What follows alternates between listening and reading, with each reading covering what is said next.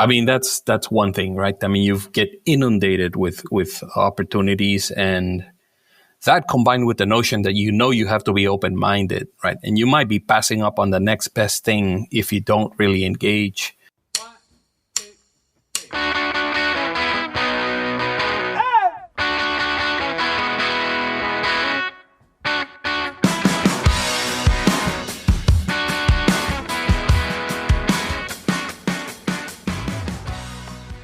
Coming up, we're talking to the president of Wonderful Citrus, Zach Lafie.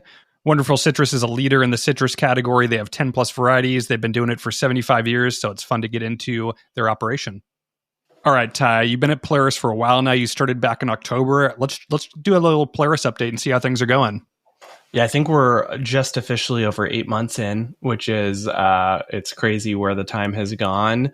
But everything is rocking and rolling over at Polaris. And I think I'm super excited about this company and where we're headed, Tim. I think like joining as a new CEO, right? Like what's your first job? It's to steady the ship, right? Make sure that the company's on track to deliver on its targets in the short term.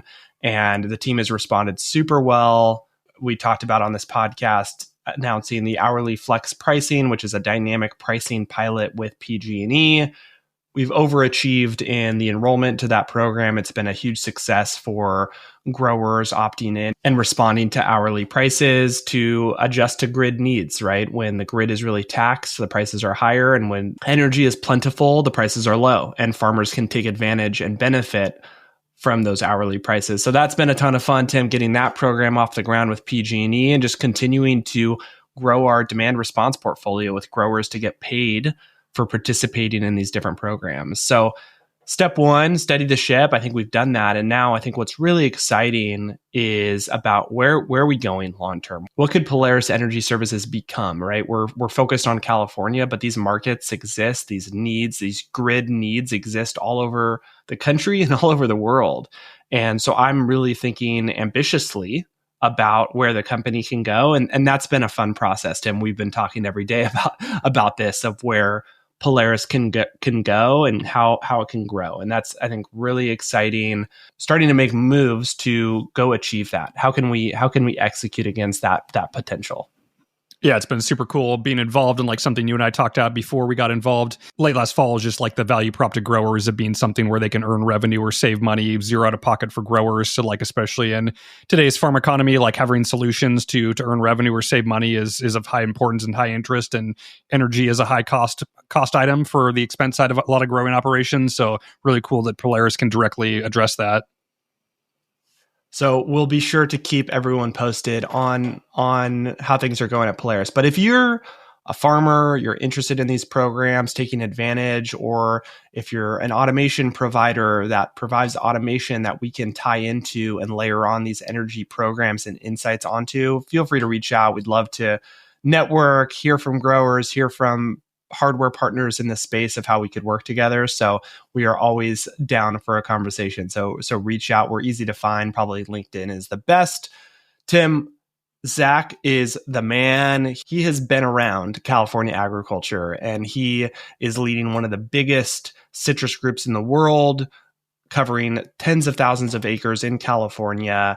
And we learn directly from him how he's thinking about the business, growth, challenges, dealing with AgTech. This one was, we love to hear from growers on the Modern Acre, and this was an awesome conversation. So we'll start with what's top of mind for Zach, but first, a word from our sponsor, PF Partners. Hey guys, quick message from our sponsor, PF Partners. Growing your business in the agriculture space in 2025 is maybe harder than it's ever been. Investor funding has dried up, growers have tighter budgets than ever, and overall, it's just hard to go to market. PF Partners, a consulting firm with over a decade of experience scaling successful AgTech solutions globally, has just launched a new webinar on optimizing go-to-market strategies in the agribusiness space. It shows you what's changing in the market, exactly how to deal with it. Everything is backed by research, and it's about go-to-market plays in the ag sector that you can use tomorrow. So if you're ready to turn your go-to-market efforts into results, go to themodernacre.com/PFP or text modern to 55444 to download the webinar for free. That's themodernacre.com/PFP or text modern to 55444. What isn't top of mind these days is more of the question. Obviously, an environment of high change or rapid change from just from a government perspective. We're also sort of in a downward cycle, I feel, just generally speaking, in the production, tree ag, produce business. A lot of it dealing with overproduction, high rising costs, sort of as a hangover from COVID. So difficult times to begin with, certainly. As you look at it long term, I mean, we've got to start grappling not only with today's problems, but also sort of thinking about how we're going to solve the emerging problems that we've all talked about when it comes to sort of labor issues, cost, market penetration, et cetera. So it seems like it's a heavy time, certainly ripe for problem solvers, I would call it. And definitely for those that are passionate about this business, it's the right time to be in it. I love that perspective. And we need that right now because the industry is kind of just, it's a downer right now. And we need problem solvers, right? We need people who are focused on solutions. And for every farmer and for every ag tech company and, agribusiness that's supporting the ecosystem, a collaborative approach, I think, and just learning from each other. So we're excited to learn more about how you're thinking about it. But Zach, tell us a little bit more about yourself, your story, and what got you into ag. Yeah, I'm originally from Honduras. Actually, my father, our family has been in farming for, I would be the third generation. So the fact that I work for Wonderful tells you that it wasn't so good for the family farm business. But actually, my family's been in citrus, and I landed here just by pure coincidence.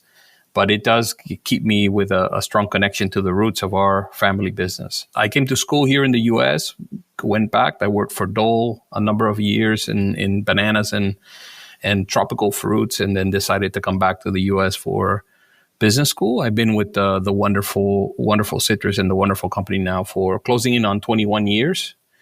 6 of those as president. I'm starting to become sort of the old guy that remembers what used to be on that wall. Got a lot of great stories. And the company's evolved quite a bit during my time here. It really hasn't felt like I've worked for one company. It's almost like I've worked for 6 or 7 versions of the same company, which brings in a different level of energy every so many years. And it's really kept me motivated and energized throughout my tenure here. Super exciting. I can't wait to get into this. You've had, 20 plus years with the same company, of a lot of iterations. It seems like every few months there's an announcement from Wonderful Citrus of a new growing region or a new label, new brand, new variety. So can't wait to dive into that. So maybe let's just kind of level set on where things are at. Give us an overview of Wonderful Citrus, where you're currently producing, what are the kind of the driver commodities and brands. Yeah, Wonderful Citrus is based in Delano, California, here in the Central Valley, but we operate in 4 regions in California, Desert Coast, Central Valley primarily, and also in the Salinas Valley. We started a project up there a couple of years back in 2020. We're also primary producers in Texas, and that's primarily our Texas grapefruit, which is, to us, the best grapefruit in the world. And then also have 2 big projects, or several big projects in Mexico, primarily limes and seedless lemons, which is sort of our newest brand. We've also got quite a bit production base here in California, but growing that in Mexico for counter-seasonal purposes. And then in about 7 years ago, we got into the import space to try to achieve that elusive 52 weeks a year supply and consistent quality. So we've been in that game now since 2017. And continuing to grow in that space. It's built a sort of a worldwide community of growers, which has been fun for us on a personal level. And also finding like-minded growers that are facing very similar problems in different regions. Sort of creating sometimes we might feel like it's like a support group, but it's more of a think tank in terms of how do we generate ideas and how do we stay afloat. I love that. All right. Super cool. Zach, you've been at Wonderful 21 years. I think everyone views Wonderful as kind of this behemoth, right, in the industry. And I'm sure it didn't always feel like that. It didn't always feel like, hey, this was going to be the outcome we were going to get to. Walk us through, like, I don't know if there's a story or from your tenure where you're like, oh man, I don't know what this is going to look like, and you were able to solve a problem, and kind of a pivotal moment, if something comes to mind. There's been several sort of inflection points. The company is celebrating its 75th year this year, which is amazing. We're all very proud of that. Obviously, there's been different generations of citrus people that have led and participated here and got us here. The Resniks actually bought this company in 1981. And continue to develop it. We joined Sunkist, and we were members of the Sunkist Co-op in 1990 and remained members for 2006. And we had several moments, I think, that sort of catapulted us to what we are. In 2000, Dole Citrus closed its doors, and Paramount Citrus at the time was able to acquire some of those properties. So it gave us a pretty big step up in terms of production capacity and capabilities as well. We left Sunkist in 2006 and sort of embarked on a new mission. What I would tell you is that it was a pivotal moment, because the closer you get to the market, it looks very different than when you are 2 or 3 steps separated. So I think it was quite a sobering learning lesson for us in terms of what it takes to be successful when you're on your own. But then in about 2010, we started pursuing this vision of the one-stop citrus shop, which was really predicated on creating a sort of the general citrus basket and collecting sort of the 5 main items within the citrus category and being able to provide those at the highest quality and on a consistent basis. So we started on a sequence of acquisitions between 2010 and 2017, where pretty much every single year we were making a very big move to build out those capabilities. So that took us to Mexico. I actually started in Mexico in 2007. But doubled down on that in 2010. We bought Texas in 12, juice plant in 15, invested in lime imports in 16, imports from Southern Hemisphere in 17. So it was essentially every single year we were adding a new part of the company that we had no experience in. I'd say it was brand new. So we were dealing with learning curves upon learning curve for about a decade. And obviously the Halos brand was born in the latter part of 2013. We're very excited. Obviously, that's the cornerstone for us is Halos, and now seedless lemons emerging as sort of a product disruptor within the lemon category. Zach, Tim and I, about a year ago, did a podcast episode kind of chronicling the wonderful company. And it was kind of like the special edition. We researched and all this stuff, lots to research when talking about the wonderful company. And really the biggest takeaway I had from that process was the wonderful companies just focus on growth, and just always, it was like inspiring, right? It was like, hey, we're never going to like settle. We're always going to be thinking about growth. Can you speak to that? Like, is that true how you feel internally, and where does that come from? It comes from the top. Mr. and Mrs. Resnik are as entrepreneurial as they come. They're visionaries when it comes to seeing what's out there and seeing what others people don't see, which is the more important element of it. Always being a couple steps ahead. And my experience, my 20 years has been exactly that. We gotta stay ready, because we know that something might happen. And once they're convinced there's an opportunity, they move fast. So it has been, and you look at our sister brands and our sister companies within the wonderful company, they've evolved probably as many times as we have.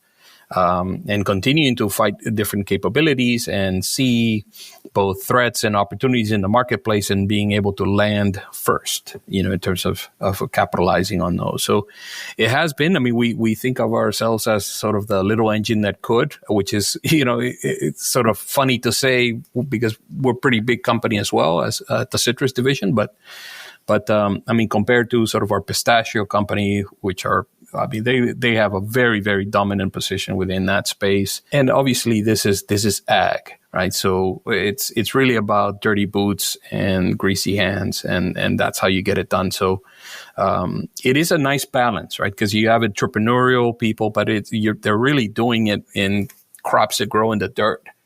So it's a very interesting combination. Zach, let's dive into kind of the portfolio of crops you're currently growing. You talked about being the one-stop shop for citrus. We've had Stimilt on the podcast talking about their strategy with proprietary varieties. You talked a little bit about halos and seedless lemons, which are a great idea, by the way. Every time I squeeze a lemon, I get a seed in there and have to pick it out. It's very annoying. So that's a great invention. But maybe just talk to us about kind of the current state of the citrus portfolio. Like we obviously have navels, lemons, mandarins, pomelos, like the whole mix. Like what's good right now, what's struggling a little bit, and how do you see kind of filling the gaps? Each of these varieties has struggled to put together a couple of good years together. I mean, it's the mandarin category grew for at least a decade. I mean, automatic. I mean, we obviously we were investing heavily in marketing, and that was driving quite a bit of the demand for the overall category. But ever since about 2018, when the season got as long as it could, and we continued to get new acreage coming into production every single year. Where's that product going to go? So as that happens, I mean, you get a little bit more variability in quality, which is always sort of the self-inflicted wound when it comes to produce. So it's been up and down. So we've, over the last 2 or 3 years, we had a very nice sort of 18-month run when it came to mandarins. I think a lot of that had to do with eating quality was, I mean, fantastic coming out of both northern and southern hemispheres. So you built that momentum with consumers. Well, in the orange space, there's not much happening there. The big shift we expected to happen was more and more consumers moving towards pink. And so sort of the pigmented oranges like the caracaras. It's sort of flattened out. I mean, we still have faith. It is a different flavor profile. We oftentimes overemphasize the color, the internal pigmentation of the fruit, but don't really talk about the differences in color. In taste. And I think that sort of creates a bit of confusion or missed opportunity when it comes to that. Within the lemons and limes, okay, they're condiments, right? I mean, they're fruits all together, but their use really comes out of being condiments. So as people move to healthy eating, this becomes an ingredient that is more commonly used. And our opportunity with seedless lemons is just to make that experience, as you pointed out, Tim, a lot easier and better overall. So there's not as much IP as what you see in apples. I think even Wes would probably tell you that there's way too many varieties, right? It's just actually creating confusion amongst consumers as to which one is the best. I think we don't have that issue when it comes in the citrus category, but we also are seeing sort of a stagnation. It's the same orange, our grandparents had 50 years ago. So, what's so special about it? And I think that's where we need to be careful about putting out the best possible quality, just to get consumers interested and keep them coming back. I think it's one of the things that also stood out about the Wonderful Company is your guys' kind of commitment to vertical integration and building your own brand, right? I think Linda had talked about publicly about this idea of I think there was a pistachio outbreak, and that was kind of like that aha moment of like, we need our own brand, because if there's an outbreak and we don't have our own brand, we're just in the mix, even if our farms were unaffected, right? And I think you guys have committed to that. I mean, talk to us a little bit about how you have been thinking about vertical integration. I know you guys have invested a lot in the processing piece and technology. Can you walk us through kind of that side of the house? I mean, quality starts at the source, and under any circumstances, any market, your odds of succeeding are going to be better if you commit to quality. And that's the truth. And it's true in produce. It's true in every other industry. So, from our perspective, the more we control in the supply chain, the better we can influence the quality of our products. I'll tell you, for us, it starts at the nursery. I mean, you think about our endeavor in seedless lemons, right? If you were to get those confused with a seeded lemon, you wouldn't be able to tell the difference between the two trees until they produce fruit. And you're going to be 4 years into that journey. So even in the ability to be to deliver something like that, it has to begin at the nursery if you really want to do it. Our facilities are top notch. I mean, I think the industry has you'll see more and more of the facilities like ours, maybe not so much in scale, but in terms of technology. I think it's an adjustment that we've all done as an industry, is just moving to more precise grading equipment, more automation. But we continue to look. I mean, there's a commitment to continuous improvement at the wonderful company and Citrus specifically, where we're never going to sit on our hands. I mean, the next solution might be in place, and we're already thinking about what we're going to do next.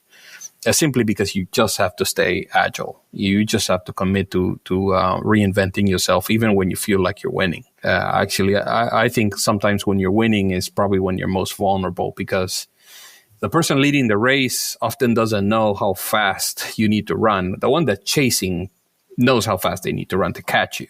But when you're leading, you don't know how fast you need to go to just stay in front. And so you just have to continue to remain sort of prescribe discomfort so that you don't get complacent. And I think we have no issues with complacency at the wonderful company. Mr. and Mrs. Resnick keep us on our toes when it comes to that.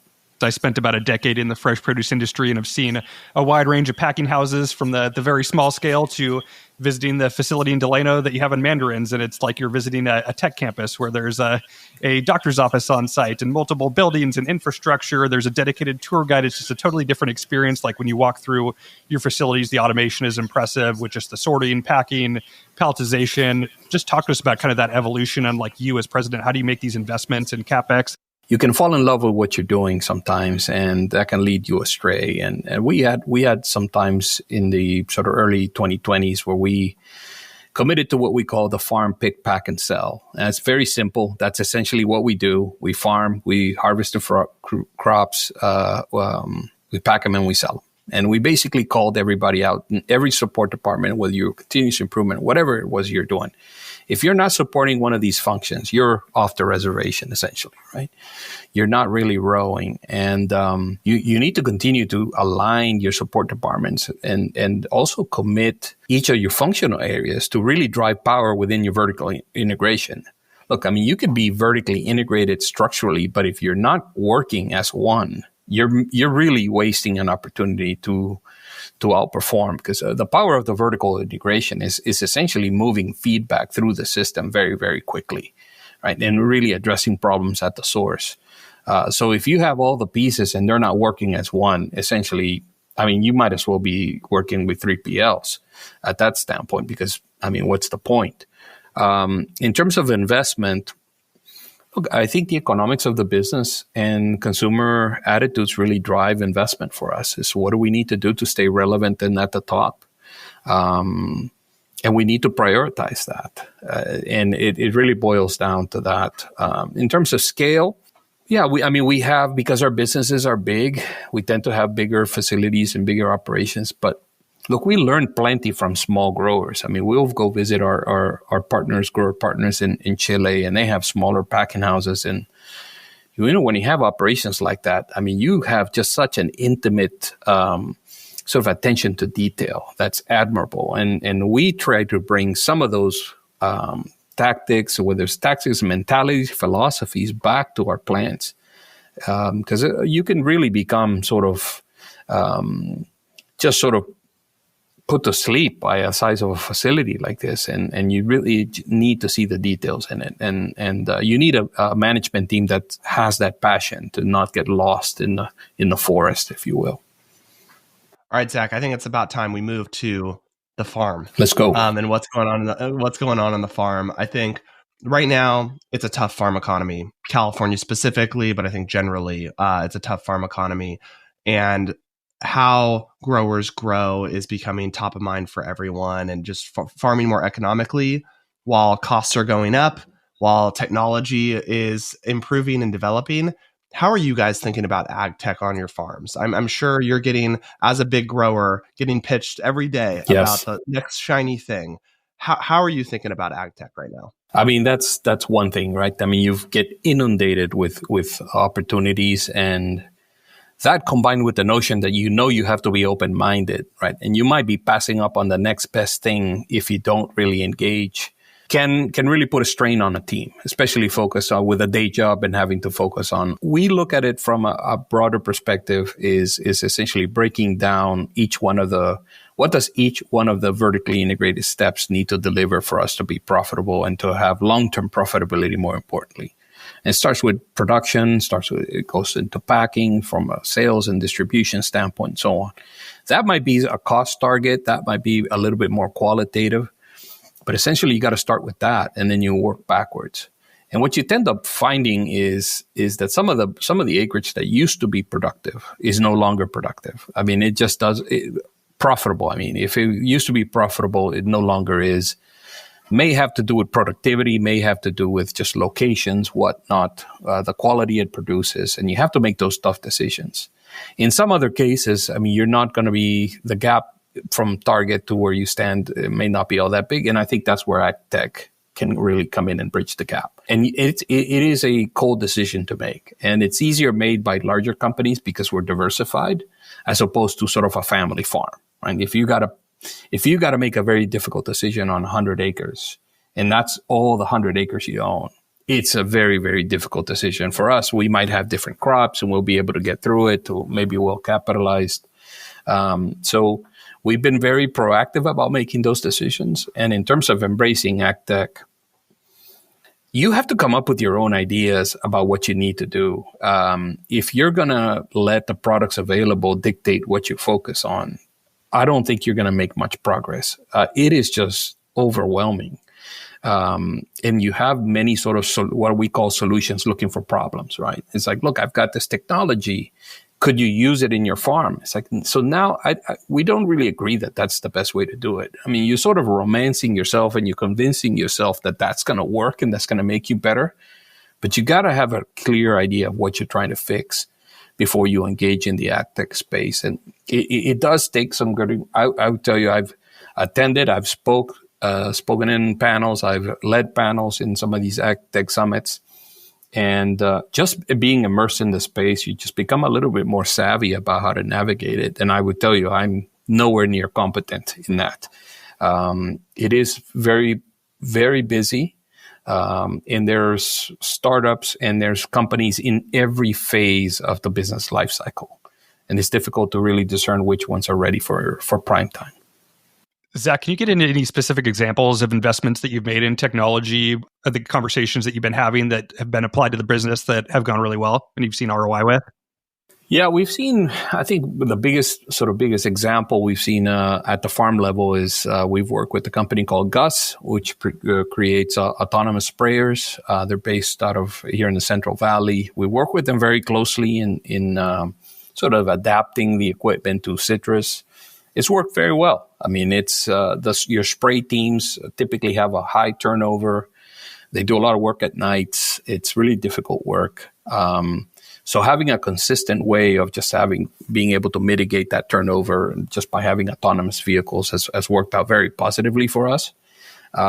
We have some smaller ones. We have some, again, autonomous vehicles within our nurseries that convey trees from point A to point B without major mapping of the facility. So the Burrow is more concretely is the company that we work with. I mean, we continue to look for ways of reducing forklift traffic and forklift the need for forklift drivers in our facilities. I mean, that's a high turnover position within facilities as well. There's several routes you could take in AgTech, and what we call sort of the precision ag is more of how much do I need to apply? And then sort of when you make those applications, it has to be precise, right? So you're cutting back on the waste and cutting back on and just applying essentially what you need. And so it's not sort of like the futuristic sort of picture that people want to imagine, but it's incremental progress, incremental improvement when it comes to the implementation of technology. But some of the autonomous vehicles have been sort of the most sort of, I would call step change, the visible step change. You go in and look at the process as, boy, that really does look different than what it used to. The other ones are probably a little bit more subtle. No, it's super, super enlightening. And I think zooming out, I just love your approach. I think that's like the joke in AgTech is all these companies solving a problem that doesn't exist. I tell you, I've gone to, you talk to some of these companies and they tell you what they do. And then you basically have to ask them, if I give you $100, what will you put on my hand? Essentially, I want to ask, like, what do you do? Like, what do you make? because I cannot get a clear idea of what that is by your description of your company. You get actionable insights.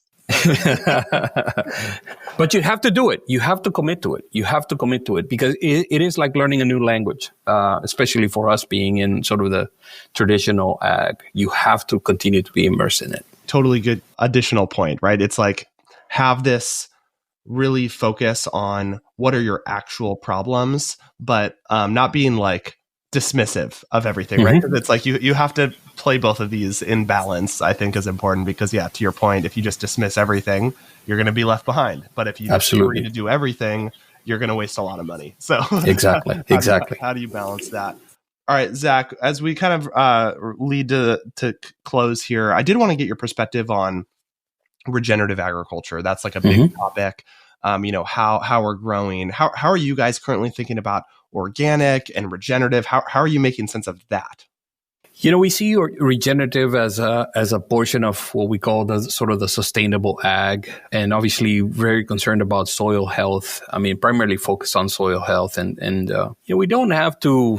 I mean, essentially, we reincorporate carbon and organic material into the soil constantly wherever we go. I mean, basically the prunings from the tree really get regenerative. Now we're starting to play with some cover crops in some of the areas, primarily to drown out some of the weeds. I think that it's one of those issues. But I would say we're probably not as far along as sort of the big ag in the corn and wheat and soy space. We're basically rotating crops and sort of re-nurturing the soil. Being in permanent crops, we're sort of in a different space when it comes to regenerative. As it comes to organic, look, I think the organic category is in a very interesting place. There's about a third of the population always buys organic, a third never buys organic, and then everybody else sort of is in the middle, as if the price is right, or maybe they're selective by product. And just given the pressures that people have on just basically on their wallet, many are just sort of choosing to buy conventional. And you've seen a little bit of slowing in generally speaking, in the organic produce space.